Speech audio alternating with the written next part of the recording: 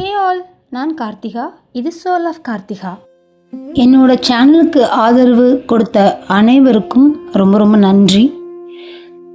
இன்னைக்கு நாம் வீட்டில் லக்ஷ்மி கடாட்சம் பெருக என்ன செய்யணும்? நிறைய விஷயம் இருக்குங்க. நாம் வீடை சுத்தமாகவும் நம்ம வீடை ரொம்ப பாசிட்டிவாகவும் ரொம்ப நறுமணமாகவும் வச்சுக்கிறதுக்கு நிறைய விஷயங்கள் இருக்குது. அந்த விஷயங்களில் நம்ம ஒரு வீடியோலையும் டீட்டெயில்டாக பார்க்கணுன்னு நான் ஆசைப்பட்றேன். சும்மா நீங்கள் வீட்டை லட்சுமி கடாட்சமாக வச்சுக்க இந்த 5 முறைகள் அப்படின்னு நான் சொல்லிட்டு போக விரும்பலை. ஒரு விஷயமும் எதுக்கு பண்ணுறோம், ஏன் பண்ணுறோம் அப்படிங்கிறதுக்காக நான் ஒரு தனித்தனி பதிவாகவே கொடுக்கலான் இருக்கேன். அதில் முதல் பதிவாக இன்னைக்கு நான் உங்களுக்கு சொல்ல போகிறது வீட்டோட நிலைவாசல். ஏன்னா நிலைவாசல் தான் ஒரு வீட்டோட ஆரம்ப புள்ளி. அதனால இன்னைக்கு வீட்டை நம்ம லக்ஷ்மி கடாட்சமாக வச்சுக்கிறதுக்கு முதல்ல நாம் எங்கேருந்து துவங்கணும் அப்படின்னு சொல்லி பார்க்க போகிறோம். நிலைவாசல் அப்படிங்கிறது ரொம்ப ரொம்ப முக்கியமானது. ஏன் அப்படின்னா அந்த நிலைவாசல் வழியாக தான் நமக்கு வரக்கூடிய இன்பம், துன்பம், நன்மை, தீமை எல்லாமே அந்த வாசலை தாண்டி தான் நம்ம வீட்டுக்குள்ளே வரணும். அதுக்கு நாம் அந்த நிலைவாசலை எப்படி வச்சுக்கணும்? நல்லது மட்டும்தான் உள்ளே வரணும், கெட்டது எதுவும் வரக்கூடாது. அப்படின்னா நாம் எப்படி அதை வச்சுக்கணும் அப்படின்னு சொல்லி தான் பார்க்கணும். முன்னாடிலாம் நம்ம வீட்டில் வாசல்னு ஒன்று இருக்கும். அந்த வாசலை பெருக்கி சாணம் தெளித்து மஞ்சள் தண்ணி தெளித்து கோலம் போட்டு வச்சுக்கிட்ட பழக்கம் நம்மளோட எல்லா வீடுகளிலுமே கண்டிப்பாக இருந்திருக்கும். இன்றைக்கும் நாமெல்லாம் சிட்டி லைஃப்பில் இருந்தாலும் நம்மளோட ஊர்களில் நம்மளோட அம்மா வீடுகளில் அந்த மாதிரி பழக்கம் வழக்கம் இருக்கும். நம்ம அதை பார்த்து தான் கண்டிப்பாக வளர்ந்துருப்போம். இப்போல்லாம் அப்படி ஒரு கான்செப்டே இல்லை பல இடங்களில். அதை நம்ம தப்புன்னு சொல்ல முடியாது.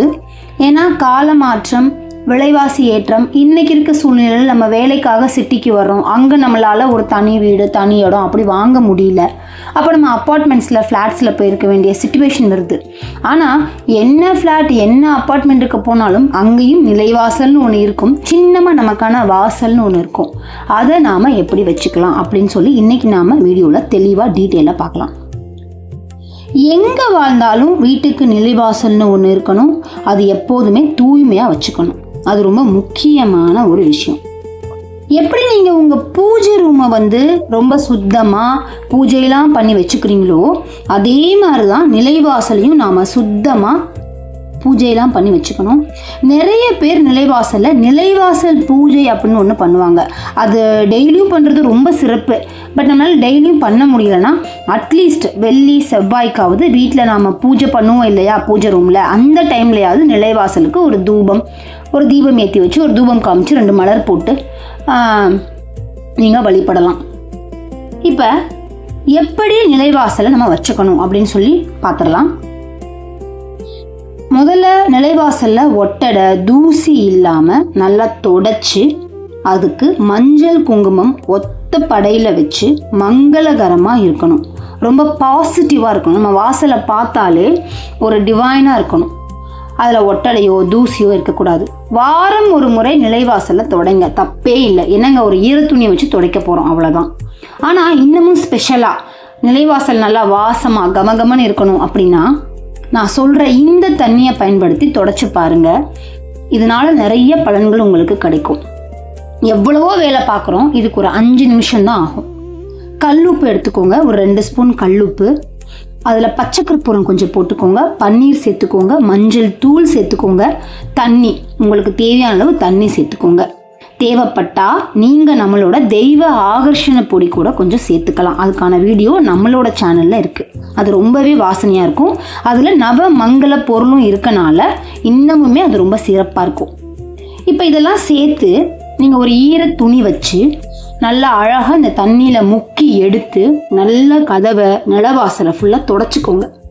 இப்போ இதெல்லாம் வச்சு துடைக்கிறோம் இல்லையா, இந்த பொருளை ஏன் வச்சு துடைக்கிறோம்? நான் சயின்டிஃபிக்காகவும் சொல்கிறேன், ஆன்மீக ரீதியாகவும் சொல்கிறேன். முதல்ல கல் உப்பு அப்படிங்கிறது பொதுவாகவே நெகட்டிவ் வைப்ரேஷனை அப்சர்வ் பண்ணிக்கக்கூடியது. அதாவது வீட்டில் உள்ள எல்லா எதிர்மறை எண்ணங்களையுமே அப்சர்வ் பண்ணக்கூடியதான் கல் உப்பு. வீட்டுக்குள்ளே எந்த பூச்சிகளையும் சேர்க்காது, கிருமி நாசினியாகவும் கல் உப்பு இருக்கும். நம்ம வீட்டில் பார்த்தீங்களா, இந்த கிராமத்து வீடுகள்லாம் தவளை பாம்பு இதெல்லாம் வரும்போது கல்லுப்பு எடுத்து வாசப்படியில் போட்டு விடுமா அப்படின்னு சொல்லுவாங்க. அது ஏன் அப்படின்னா, அந்த கல் உப்பில் இருக்கிற அந்த ஒரு நீர் நீங்கள் எடுத்து அது வாசலில் போட்டோம்னா அது கொஞ்சம் மெல்ட் ஆகி தண்ணி மாதிரி இருக்கும். அந்த தண்ணியில் இந்த பூச்சிங்களோட ஸ்கின் படும்போது அவங்களால அந்த எரிச்சலை தாங்கிக்க முடியாது. அந்த உப்பை தாண்டி வீட்டுக்குள்ளே வர மாட்டாங்கன்னு ஒன்று. ரெண்டாவது, அது கல்லாக இருக்குல்ல, பார்ட்டிகல்ஸா, ஸோ அவங்களோட பூச்சிகளோட ஸ்கின் வந்து விஷப்பூச்சிகளோட ஸ்கின் ரொம்பவே சாஃப்டாக இருக்கும். அதில் பட்டாலும் வராது அப்படின்னு ஒரு கான்செப்ட் இருக்குது. அதுதான். ஸோ ஆன்மீக ரீதியாக இதுக்கு நெகட்டிவ் எனர்ஜியை அப்சர்வ் பண்ணி அதை வெளியில் போ வைக்கக்கூடிய எனர்ஜி அதிகமாக இருக்குது.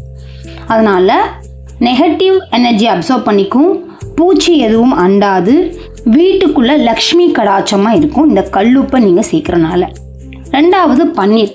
ரொம்பவே திவ்யமான வாசனையான உள்ள ஒரு திரவியம் தான் இந்த பன்னீர்.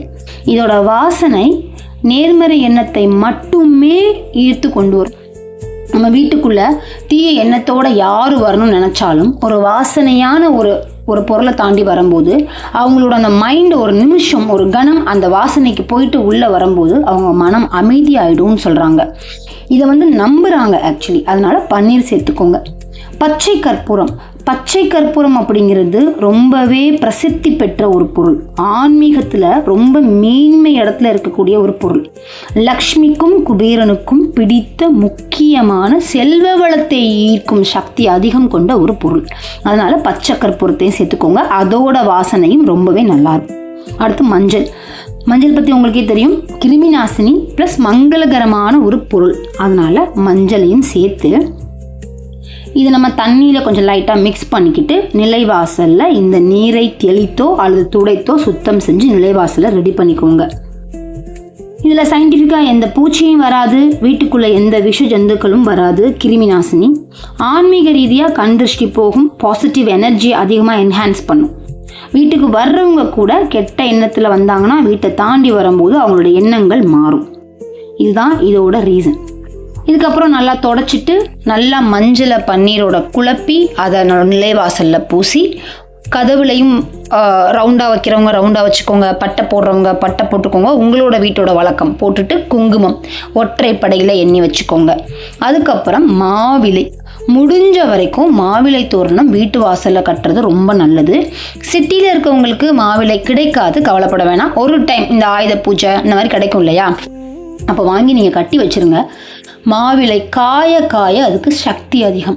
தர்பை, மாவிலை, அருகம்புல், வில்வ இலை இதுக்கெல்லாம் காய காய அதற்கு சக்தி அதிகமாகும் அப்படின்னு ஒரு நம்பிக்கை இருக்குது. அது உண்மையும் கூட. மாவிலை காஞ்சாலும் நீங்கள் இந்த தோரணத்தை கழட்ட வேணாம். உங்களுக்கு அடுத்து எப்போ ஃப்ரெஷ்ஷாக கிடைக்குதோ அப்போ இதை வாங்கி தூரமாக வச்சுட்டு புதுசாக நீங்கள் மாவிலை கட்டிக்கலாம். ஸோ மாவிலை தோரணம். முடிஞ்சால் வெள்ளி செவ்வாய்க்கு 2 மலர்கள் சாத்தலாம், விளக்கு ஏற்றலாம். எப்பெல்லாம் நீங்கள் சாம்பிராணி புகை காமிக்கணுமோ முதல்ல வீட்டோட நிலைவாசலுக்கு காமிச்சிட்டு தான் பூஜை ரூமுக்கே கொண்டு வரணும். கற்பூரமும் அப்படித்தான், வெளியே இருந்து தான் உள்ளே கொண்டு வரணும்னு சொல்லுவாங்க. ஏன்னா நம்மளோட வீட்டோட நிலை வாசலில் தான் நாமளோட குலதெய்வமும் காவல் தெய்வமும் இருக்கும் அப்படின்னு சொல்கிறாங்க. குலதெய்வம்ங்கிறது என் வீட்டுக்குள்ளே இருக்காதா அப்படின்னா வீட்லேயும் இருக்கும், வெளியே இருக்கும். ஏன்னா நம்மளை காக்கிற தெய்வமே நம்மளோட குலதெய்வம் தான் முதல்ல. அதனால் அவங்க முதல்ல வெளியில் தான் இருப்பாங்க. அவங்களுக்கான மரியாதை அது. முடிஞ்சால் டெய்லியும் விளக்கேற்றுங்க, 2 பூ போட்டு, கடவுளே எங்களை காப்பாற்றுங்க, எங்களை நல்லா வச்சுக்கோங்க, கெட்ட சக்திகளை வீட்டில் விடாதீங்க, நீங்கள் தான் காத்து எங்களை அருள் புரியணும்னு வேண்டிக்கோங்க. இல்லைனா வெள்ளி செவ்வாய்க்காவது நிலைவாசலை தொடச்சி சுத்தம் பண்ணி பொட்டு வச்சு அதுக்கு 2 மலரை போட்டு ஒரு விளக்கு, வெளியில் வச்சா விளக்கு அணைஞ்சிரும் அப்படின்னா இப்போ க்ளோஸ் பண்ணி வச்சுக்கிற மாதிரியே விளக்கெல்லாம் வந்துருச்சு. ஸோ அந்த மாதிரி க்ளோஸ் பண்ணி விளக்கு ஏற்றி வச்சு அதுக்கும் சாம்பிராணி காமிச்சு கற்பூரம் காமிக்கிறது ரொம்பவே சிறப்பு. இதெல்லாம் பண்ணி நீங்கள் உங்கள் நிலைவாசலை ரொம்பவே ப்ளசண்ட்டாக வச்சுக்கோங்க. இப்போது எனக்கு ஒரு கேள்வி, எனக்கிட்ட ஒருத்தவங்க ஒரு கேள்வி கேட்டாங்க. அதுக்கான பதில் நான் இந்த மாதிரி கேள்வி எல்லாருக்குமே இருக்கும். பொதுவாக ஆன்மீக சேனல் அப்படிங்கிறத நம்பிக்கை உள்ளவங்க மட்டும்தான் பார்ப்பாங்க. அதில் நம்பிக்கை இல்லாதவங்க யாரும் பார்க்க மாட்டாங்கிறது என்னோட நம்பிக்கை. இப்போ நான் ஃபாலோ பண்ணுற சேனல்ஸ் எல்லாமே எப்படின்னா ஆன்மீக சேனல் தான். எனக்கு அதில் நம்பிக்கை இருக்கனால நான் பார்ப்பேன். இப்போ நம்பிக்கை இல்லாதவங்க நம்ம சேனலை பார்க்க மாட்டாங்க. அதையும் தாண்டி சில பேர் பார்க்குறாங்க. அதில் எனக்கு ஒரு கேள்வி வந்தது. அதுக்கான பதிலையும் நான் சொல்லணும்னு இங்கே ஆசைப்பட்றேன். ஏன்னா எத்தனையோ பேருக்கு இந்த கேள்வி இருக்கலாம். என்ன கேள்வி, நீங்கள் இதெல்லாம் பண்ணுறீங்க இல்லையா, இவ்வளோ வேலைகள் பார்க்குறீங்க, இவ்வளோ பூஜைகள் பார்க்குறீங்க, இப்போ மற்ற மதத்தவர்கள்லாம் இதை பண்ணிக்கிட்டா இருக்காங்க அப்படின்னு கேட்குறாங்க ஒரு கேள்வி. இந்த கேள்வியே முதல்ல தப்புங்க. மற்ற மதத்தவர்னால் நீங்கள் எந்த மதத்தையும் சொல்ல விரும்பலை. எல்லா மதத்தவரும் அவர்களுடைய கடவுளை வழிபட்டு கொண்டு தான் இருக்காங்க, அவங்களோட பாரம்பரிய முறைப்படி. இதில் நம்ம இது தப்பு அது தப்புலாம் சொல்கிறதுல எந்த ரைட்ஸும் கிடையாது, அவங்களோட நம்பிக்கை. இருந்தாலும் இந்த கேள்விக்கு என்னுடைய பதில், நாம் அந்த மதத்தை சார்ந்தவங்க இல்லை. ஸ்பெசிஃபிக்காக நீங்கள் எந்த மதத்தையும் சொல்லலை, நீங்கள் சொல்கிற அந்த மதத்தை சார்ந்தவங்க நான் கிடையாது. என்னுடைய மதம் எனக்கு என்ன சொல்லி கொடுத்துச்சு, என்னுடைய முன்னோர்கள் எனக்கு என்ன சொல்லி கொடுத்தாங்க, என்னோட அம்மா எனக்கு என்ன சொல்லி கொடுத்தாங்க, என்னோட மாமியார் எனக்கு என்ன சொல்லி கொடுத்தாங்க, அதை நான் ஃபாலோ பண்ணுறேன், நம்புகிறேன். இதுதான் என்னுடைய பதில். எந்த மதத்தில் நாம் பிறந்திருக்கோமோ அந்த மதத்தில் இருக்கிறத நம்ம பண்ணுறதுல தப்பே கிடையாது. நாம் யாரையும் துன்புறுத்தலை, யாரையும் கஷ்டப்படுத்தலை, யாரையும் எதுவும் பண்ணலை. நாம் பண்ணுறது சாமி கும்பிடுறோம் நமக்கு பிடிச்ச மாதிரி. என்னுடைய பதில் இதுதான். இதில் உங்களுக்கு பிடிச்சா பாருங்கள், பிடிக்கலைன்னா நீங்கள் இதை பண்ண வேணாம். நம்பிக்கையோடு ஒருத்தவங்க பண்ணுறாங்க, அந்த நம்பிக்கையை யாரும் கிண்டல் கேலியும் செய்யவும் வேணாங்க. இது என்னோட ரெக்வெஸ்ட். இதை நான் பண்ணுறதுனால நீங்கள் பெரிய கோடீஸ்வரி ஆகிட்டீங்களா? கோடீஸ்வரி ஆகணும்லாம் இல்லவே இல்லைங்க. முதல்ல வாழ்க்கைக்கு தேவை பணம் மட்டும் கிடையாது, அன்பான குடும்பம், அமைதியான வாழ்க்கை. எங்கே போனாலும் பிரச்சனை, உறவுகளால் ஏமாற்றம், எங்கே போனாலும் தொல்லை, பிரச்சனை பிரச்சனை பிரச்சனை அப்படின்னு இருந்த வாழ்க்கை ரொம்ப அமைதியாக மாறுது இல்லையா? அதுவே பெரிய விஷயம். முதல்ல என்னை கேட்டிங்கன்னா, நான் இதெல்லாமே பண்ணி என்னோடய வாழ்க்கையில் என்ன கிடச்சிச்சு அப்படின்னா, ரொம்ப இன்பமான வாழ்க்கை. யார் யார் எப்படின்னு நான் புரிஞ்சுக்கிட்டேன். நான் சாமி கும்பிடும்போது ரொம்ப கோவப்படுற நான் கொஞ்சம் கொஞ்சமாக அந்த ஆன்மீகத்துக்குள்ளே நான் போகும்போது என்ன நான் தெரிஞ்சுக்கிட்டேன். எனக்கு ஒரு அமைதி வந்தது மனசுக்குள்ளே. இப்போயும் எனக்கு கோவங்கள் வருத்தங்கள் எல்லாமே இருக்குங்க, ஆனால் அதை நான் வெளிப்படுத்துறதை குறைச்சிக்கிட்டேன். மனசுக்குள்ளே இருக்கிறத மனசுக்குள்ளே வச்சுக்க பழகிக்கிட்டேன். கடவுளை தவிர வேறு யாருக்கிட்டையும் சொல்கிறது கிடையாது. ஐயா நீ தான் பார்த்துக்கணும், இப்படி பண்ணுறாங்க அப்படி பண்ணுறாங்க, இது செய்கிறாங்க அது செய்கிறாங்க, ஆனால் என்கிட்ட இப்படி பேசுகிறாங்க, இதெல்லாம் நான் கடவுள்கிட்ட மட்டுமே பேசுகிற மாதிரி வச்சுக்கிட்டேன். அதனால் என்னாச்சுன்னா என்னோட உடல்நிலை, டென்ஷன், கோபம் எதுவும் கிடையாது, பீஸ்ஃபுல். நமக்குன்னு ஒருத்தவங்க இருக்காங்க, அது யார்? நம்ம கும்பிட்ற சாமி அப்படின்னு ஒரு எண்ணம். நான் கோவப்படாதனால என்னோடய குடும்பம் அமைதியாகிடுச்சு, என்னோடய வேலைகளை நல்லா பார்க்க முடியுது, அமைதியாக இருக்கேன். எனக்கு ஒரு மன கஷ்டமா, எனக்கு வீட்டில் உட்காந்து விளக்கேற்றி சாமி கும்பிடும் போதும் இந்த வாசனை திரவியங்கள் பயன்படுத்தும் போதும் மனசு ரொம்ப காமாக இருக்கும். யாரை வேணாலும் இது பண்ணால் எல்லாம் கிடச்சிருமோ நம்ம ஈஸியாக சொல்லிடலாம். நான் சொல்கிறது என்னென்னா, ஒரு தடவை இந்த மாதிரி நீங்கள் பண்ணி பாருங்கள். ஒரு வாரம் வீட்டில் விளக்கேற்றி இந்த வாசனை திரவியங்கள், ஜவ்வாது, பன்னீர், பத்தி, தூபம் இதெல்லாம் யூஸ் பண்ணி அமைதியாக உட்காந்து சாமியை கும்பிட்டு தான் பாருங்களே. காசு பணத்துக்காக நான் சொல்லலைங்க, நானும் காசு பணத்துக்காக சாமி கும்பிடலை.